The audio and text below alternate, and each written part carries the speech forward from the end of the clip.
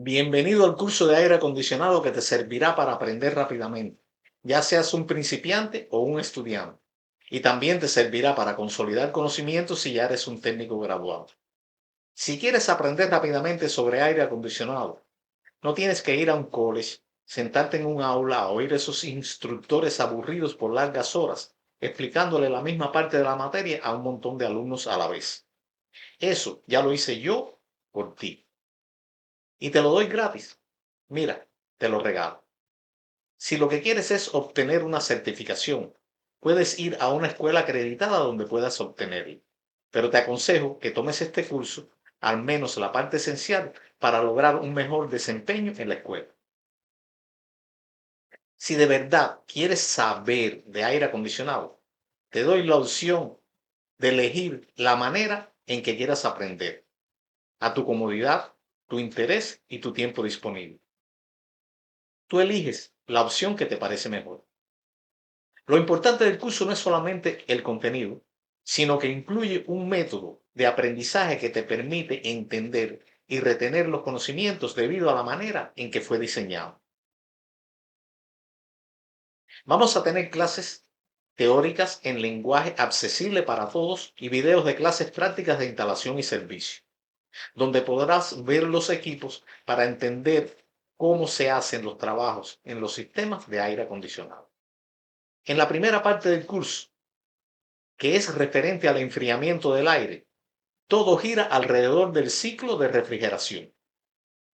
La teoría está separada en clases específicas por temas, de manera que tienes la opción de tomar solo las que necesites, permitiéndote avanzar sin perder tiempo en lo que ya conoces.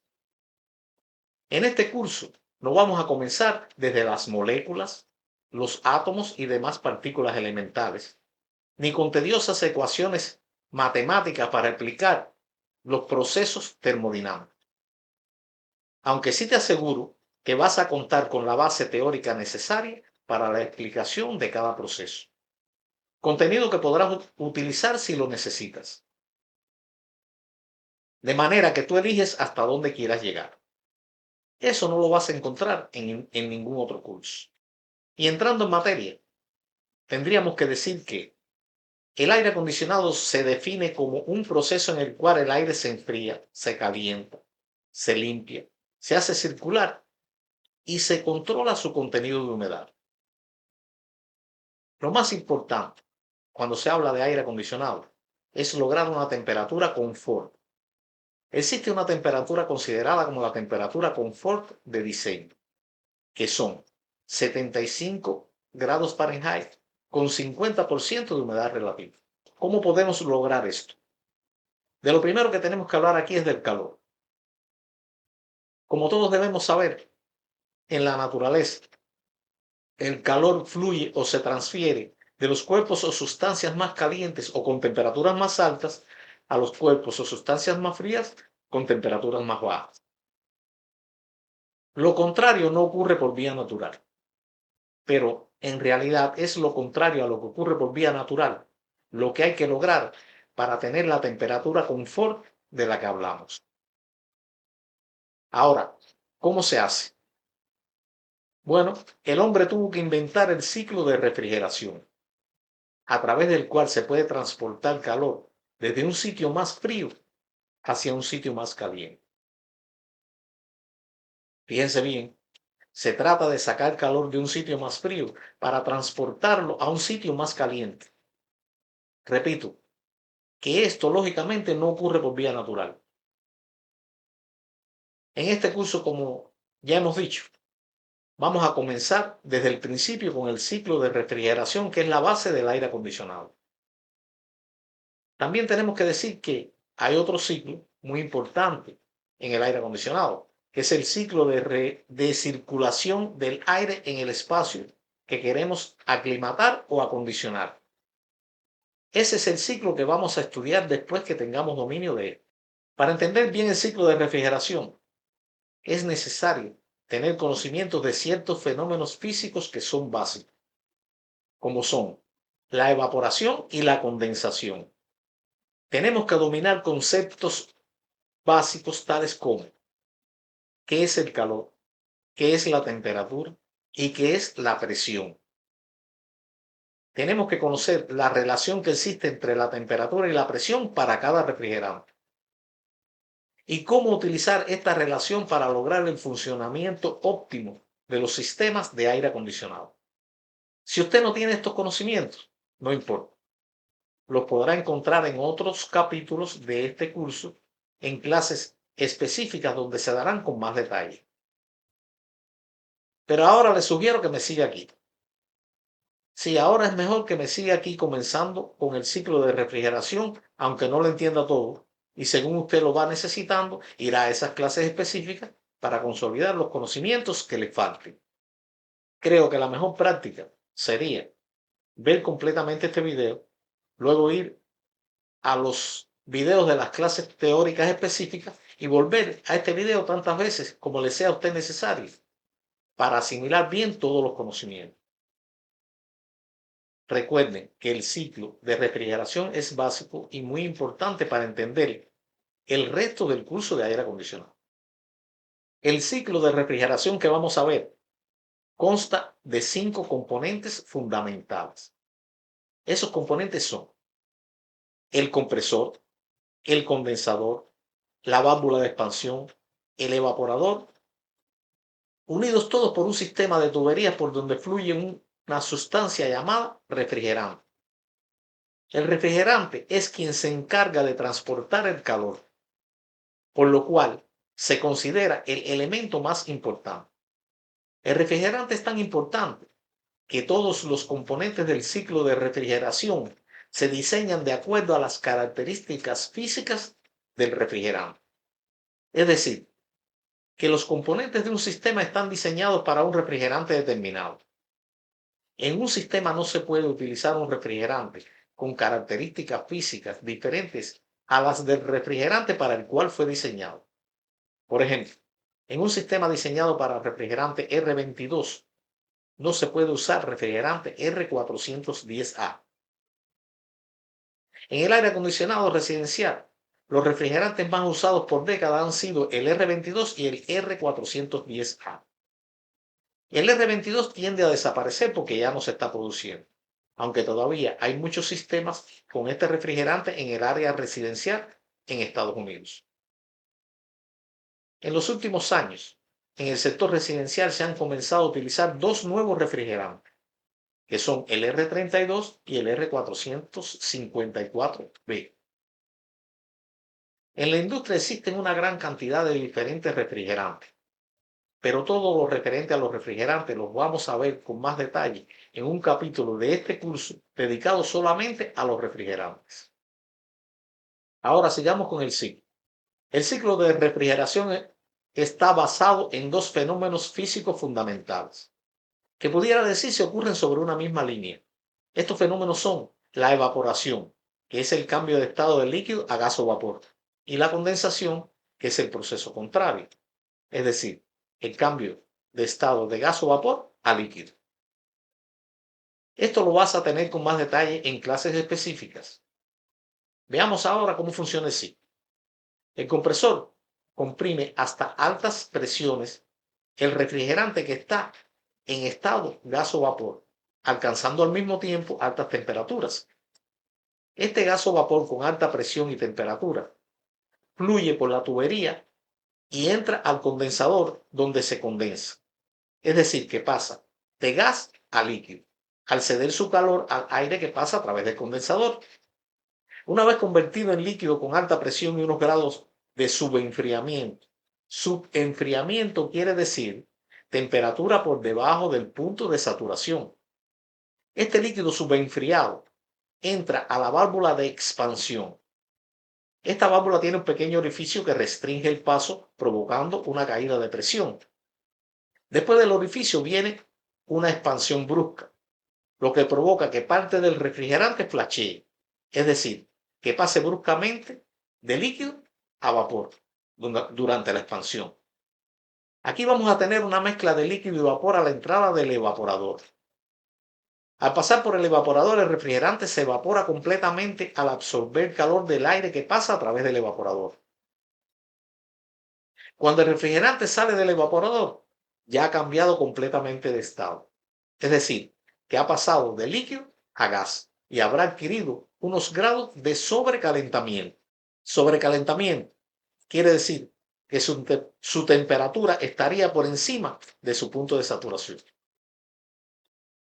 Y entonces este refrigerante en estado gaseoso será succionado por el compresor para ser comprimido nuevamente y comenzar un nuevo ciclo.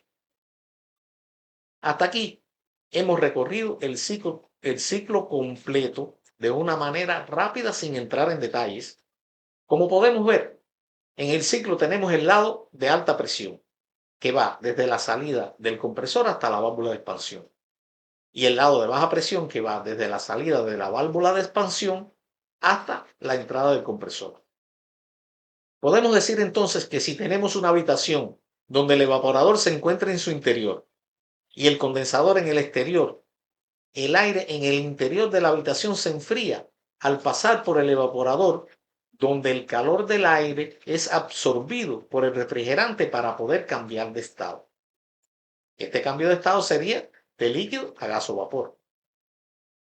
Este calor es transportado por el refrigerante hacia el condensador, donde es cedido al aire exterior a través del condensador para poder cambiar de estado. Este cambio de estado sería de gas o vapor a líquido. Y como podemos ver aquí, se cumple lo que les había dicho al comienzo, que estamos transportando calor desde un sitio que supuestamente estaría más frío hacia un sitio más caliente.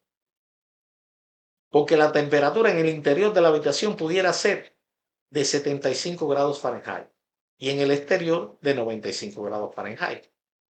Y aquí se cumple eso de que durante el ciclo de refrigeración se transporta calor desde un sitio más frío hacia uno más caliente, lo cual no ocurre por vía natural.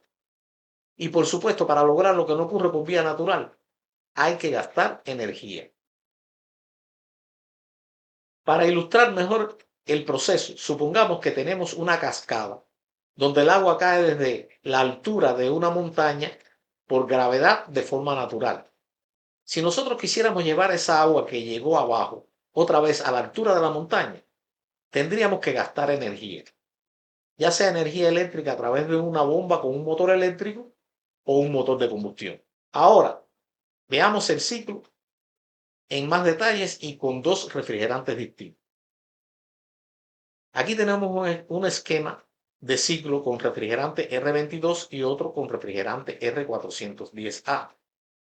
Como podemos ver en los ciclos de los dibujos, ocurre el mismo proceso, solo que a diferentes presiones y temperaturas por tratarse de refrigerantes diferentes, que tienen temperaturas de saturación diferentes. La temperatura y presión de saturación son parámetros propios de las sustancias. Es decir, que cada sustancia tiene sus propios parámetros y sus valores no tienen que ser iguales. Por supuesto que en este caso de la sustancia que estamos hablando es de los refrigerantes. Cada refrigerante tiene una carta o gráfica de relación presión-temperatura diferente. Es lo mismo que se muestra en las escalas de los manómetros usados por los técnicos para medir las presiones, también conocidos como gauges. La relación que existe entre las presiones y temperatura es que a cada presión corresponde una temperatura y viceversa, a cada temperatura corresponde una presión. Estas presiones y temperaturas no son cualquiera, sino las presiones y temperaturas que están sobre la línea de saturación o línea de cambio de estado. Esta relación presión-temperatura y los gauges las podemos ver detalladamente en un capítulo específico donde también se explica qué cosas son los gauges. En los esquemas de estos ciclos vemos que las presiones y temperaturas a las que operan los sistemas dependen de las condiciones de temperatura en el interior y en el exterior de la habitación que se quiere acondicionar o aclimatar. Aquí vemos que la temperatura en el interior de la habitación es de 75 grados Fahrenheit y la temperatura ambiente, es decir, la temperatura exterior es de 95 grados Fahrenheit. Como hemos dicho, el ciclo comienza en el compresor. El compresor comprime el gas refrigerante provocando el calentamiento del mismo hasta una temperatura determinada. ¿Y hasta qué temperatura? ¿Cuál sería esa temperatura? Bueno, sería hasta una temperatura 15 o 30 grados superior a la temperatura del medio exterior, dependiendo del tipo de condensador. Quiero decir que si es un condensador de alta eficiencia, el compresor tiene que comprimir el refrigerante hasta una presión que en la carta PT o en la carta presión-temperatura o en los gauges coincide con una temperatura 15 grados por encima de la temperatura ambiente. Esto es necesario para que se produzca la condensación, ya que tiene que haber una diferencia de temperatura considerable para que exista una buena transferencia de calor. En el caso de un condensador de eficiencia estándar, tendría que lograrse una temperatura de 30 grados por encima de la temperatura ambiente para que el refrigerante se condense. Esta diferencia entre la temperatura ambiente y la temperatura de condensación es lo que se conoce en inglés como condenser split. Y como pueden ver, el condenser split es más grande en los sistemas con condensadores de eficiencia estándar que en los sistemas con condensadores de alta eficiencia. Ya los llamados condensadores de eficiencia estándar no se producen. Solo quedan por ahí algunos muy viejitos. Ahora, ¿qué es un condensador de eficiencia estándar y un condensador de alta eficiencia? Lo vamos a ver con más detalles en una clase específica solamente para condensadores. Ahora, siguiendo con el ciclo. Como ya hemos dicho, el refrigerante líquido y subenfriado llega a la válvula de expansión donde tiene que pasar por un orificio muy reducido que restringe el paso del refrigerante, provocando una caída de presión. El tamaño de este orificio está previamente diseñado para que se produzca la caída de presión requerida. Esta caída de presión tiene que ser de tal magnitud que haga que la temperatura en el evaporador sea de alrededor de 40 grados Fahrenheit.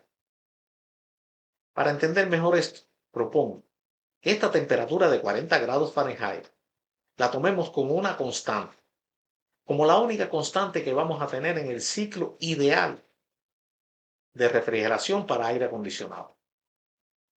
Aunque en un ciclo real no se va a comportar así, es decir, no se va a mantener exactamente constante.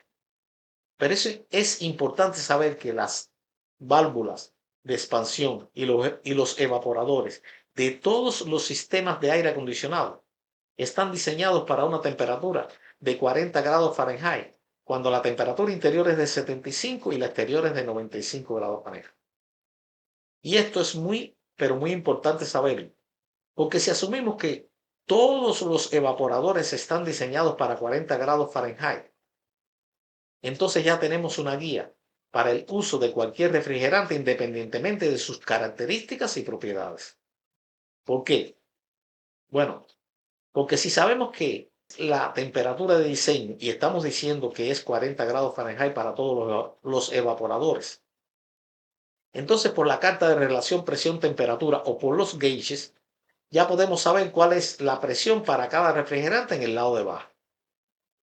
Vuelvo y repito, que es de vital importancia saber que todos los evaporadores para aire acondicionado están diseñados para una temperatura de 40 grados Fahrenheit. Esto nos da la posibilidad de que independientemente del tipo de refrigerante que estemos utilizando, siempre vamos a poder saber por la carta de presión-temperatura o por los gauges a qué presión tenemos que operar en el lado de abajo. Esto es algo muy importante de tener en cuenta a la hora de cargar de refrigerante un sistema. Y es algo que no te lo explican así en la mayoría de los cursos de aire acondicionado. Asimismo, en el lado de alta presión, la presión a la que va a operar el sistema va a depender de la temperatura ambiente, es decir, de la temperatura exterior. Esto también es de mucha importancia porque sabiendo que la temperatura de condensación debe de estar 15 o 30 grados por encima de la temperatura ambiente, de acuerdo al tipo de condensador, ya podríamos conocer por la carta de presión-temperatura o por los gauges a qué presión debe operar el sistema en el lado de alta presión. Aunque esto último ahora mismo les sea un poco difícil de entender, yo creo que lo van a ir asimilando según avancemos en el curso.